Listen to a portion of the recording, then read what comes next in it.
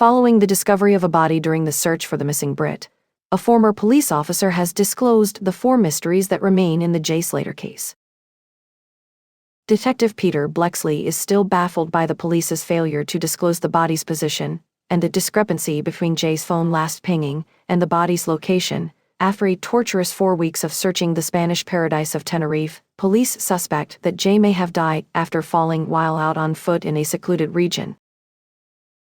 After attending a rave the previous evening with friends, the 19-year-old disappeared on the morning of June 17, leading to a massive search for the Lancashire teenager.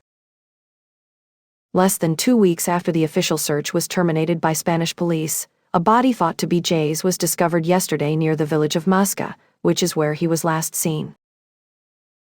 It is believed that the body, along with Jay's possessions and clothing, was discovered around the location where his cell phone last pinged. Nevertheless, investigator Blexley, who worked on high-profile cases at Scotland Yard, still has 4 unsolved questions. Hingof, the phone vs body location. Police searched an incredibly large area before discovering the body a few yards from where Jay's phone last rang, raising questions about their reasoning.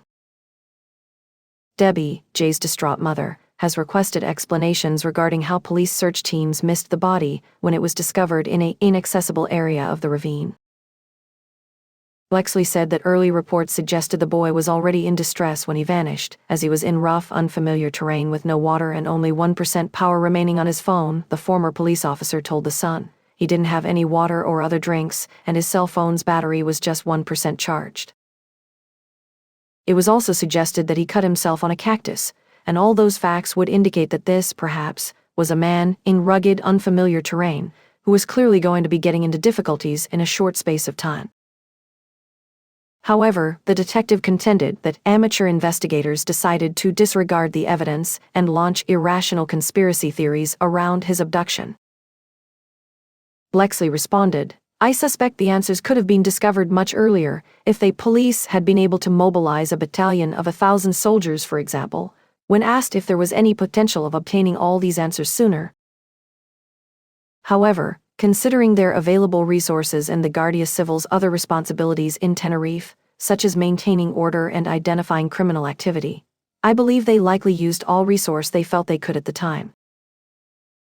Of course, if they had had the means, they could have accomplished more. People will inevitably say things like that. But given what they had available, what they knew at the time, and what they decided was a working theory or a working hypothesis, they were certainly on the right track, cops without disclosing the location." Another mystery surrounding the Slater case, according to the detective, is the police's hesitation to reveal the precise location of the discovery. It is believed that the body, along with Jay's possessions and clothing, was discovered around the location where his cell phone last pinged. However, Spanish police have declined to disclose the precise site of the body's discovery. While acknowledging the delicate nature of the material, Blexley also emphasized the community's desire for openness. Additionally, he criticized how the authorities handled the information, recommending that they communicate better with the media and, most importantly, with the relatives of those who went missing. A body found in a blocked area. Detective Blexley then made conjectures about how Jay Slater would have found himself in such an unreachable location, highlighting the difficulties presented by the difficult terrain.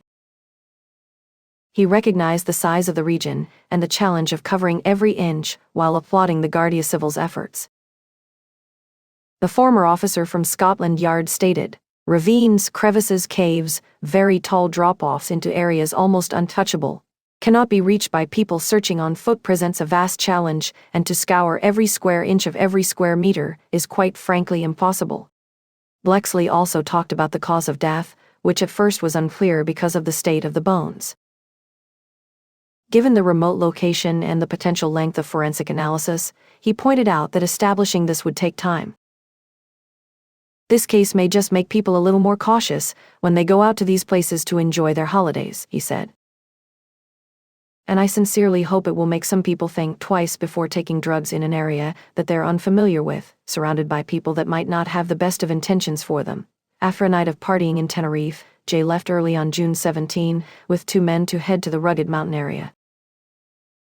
Then, in the morning, he set out, but upon learning he had missed the bus, he started trying.